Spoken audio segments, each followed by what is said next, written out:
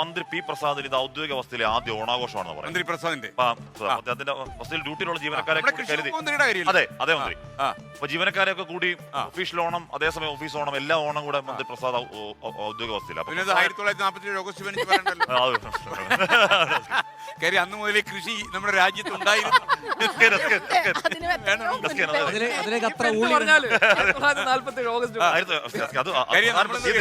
അവതരിപ്പിക്കുന്ന ചരിത്രത്തിലേക്ക് പോകണം. ആ തീയതി പ്രധാനമല്ല, അപ്ലൈ ചെയ്യാം, എന്ത് പറഞ്ഞാൽ അപ്ലൈ ചെയ്യാം.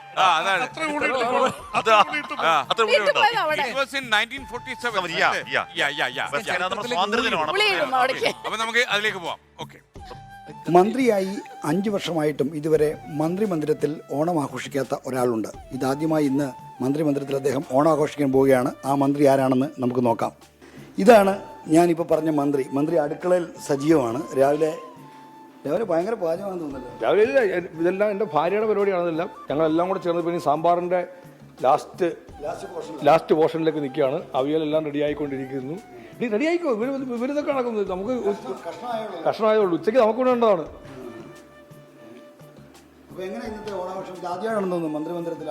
മന്ത്രിമന്ദിരത്തിൽ ആദ്യമായിട്ടാണ് നമ്മൾ പിന്നെ എല്ലാ പ്രാവശ്യവും ഞങ്ങൾ നേരെ ചേർത്തലേക്ക് പോകുമായിരുന്നു. ഇപ്രാവശ്യം ആദ്യമായിട്ടാണ് ഇവിടെ നിൽക്കുന്നത്.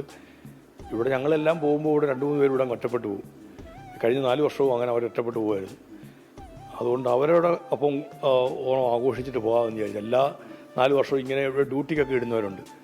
അവരേതാണ്ട് ഒറ്റപ്പെട്ട് അവർ മാത്രമായിട്ടൊരു 2 ദിവസം അവർ പോലീസ് മെസ്സിലെ ഭക്ഷണം കഴിച്ച് പാവങ്ങൾ നിൽക്കുന്നൊരവസ്ഥയുണ്ടാകും. അപ്പോൾ അതുകൊണ്ട് ഞങ്ങൾ തീരുമാനിച്ച് നമുക്ക് ഇവിടെ ഒന്ന് കൂടിയേക്കാം, എന്നിട്ട് നേരെ ചേർത്തലേക്ക് പോകുന്നു, പിന്നെ അമ്മയുടെ അടുത്തേക്ക് പോകുക എന്നുള്ളതാണ്.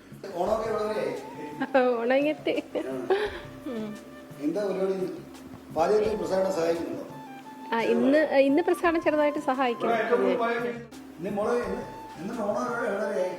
ഓണം ഞാൻ നടക്കുന്നു. ഭഗത്താണ് ഇവിടെ പ്രസാദം പറഞ്ഞ വേറൊരു ഷെഫാണ്. പിന്നെ ഭഗത്ത് പ്രസാദിന്റെ മൂത്ത മകനാണ്, +2 പഠിക്കുന്നത് അല്ലേ? എന്താ പാചകം, എന്തൊക്കെയാ പാചകം ചെയ്യുന്നത് ഇവിടെ? അങ്ങനെയൊന്നുമില്ല, ഞാൻ എനിക്ക് എന്താണ് പരീക്ഷണമാണോ? പരീക്ഷണം പറയാം. ഞാൻ തന്നെ അപകടമില്ല. ഇല്ല പറ്റുവാണെങ്കിൽ എനിക്കല്ലേ പറ്റുള്ളൂ. ഈ പാർട്ടി സമ്മേളന തിരക്കിലൊക്കെ ഇതിനൊക്കെ സമയമുണ്ടോ? അല്ല, കഴിക്കണ്ടേ. ഞങ്ങൾക്ക് ഇത് ഇപ്പം ഞങ്ങൾ മാത്രമേ ഉള്ളൂ. അപ്പോൾ ഞങ്ങൾ തന്നെ ഉണ്ടാക്കി കുറഞ്ഞ അളവിൽ മതി. അപ്പോൾ ഞങ്ങൾ തന്നെ ഉണ്ടാക്കേണ്ടതല്ല. അപ്പോൾ അതിനിങ്ങനെ ഞാനിവിടെ സഹായിച്ചെങ്കിൽ മാത്രമേ ഇന്ന് ഈ കാര്യം നടത്തുള്ളൂ. ഇല്ലെങ്കിൽ അവരുടെ മാത്രം ഉത്തരവാദിത്വമായിരുന്നു. അവളെ ആരും സഹായിക്കേണ്ട ആവശ്യവും ഉണ്ടായിരുന്നില്ല. പക്ഷെ ഇന്ന് ഇന്ന് ഞങ്ങളവിടെ സഹായിച്ചെങ്കിലൊക്കെ എത്തുള്ളൂ. പൈസ ഉണ്ട്. ഇവിടെ വളരെ വിഭവസമൃദ്ധമായ ഓണസദ്യ തയ്യാറെടുക്കുകയാണ്. ഇവിടെ നല്ല ആദ്യത്തെ ഓണം, മന്ത്രിമന്ദിരത്തിലെ ആദ്യത്തെ ഓണം ഗംഭീരമാവട്ടെ എന്ന് ആശംസിക്കുന്നു. തിരുവനന്തപുരത്ത് നിന്ന് രഞ്ജിത്ത് ഫ്രാൻസിനൊപ്പം ആർ ശ്രീജിത്ത്, 24. എന്തായാലും കൃഷി വകുപ്പ് മന്ത്രി കൃഷി അടുക്കളയിലും ഉണ്ട്, മനസ്സിലായല്ലോ. കർഷകനാണ്, കർഷകനാണ്, പാചക വിദഗ്ധനാണെന്ന് കൂടി തെളിയിച്ചു.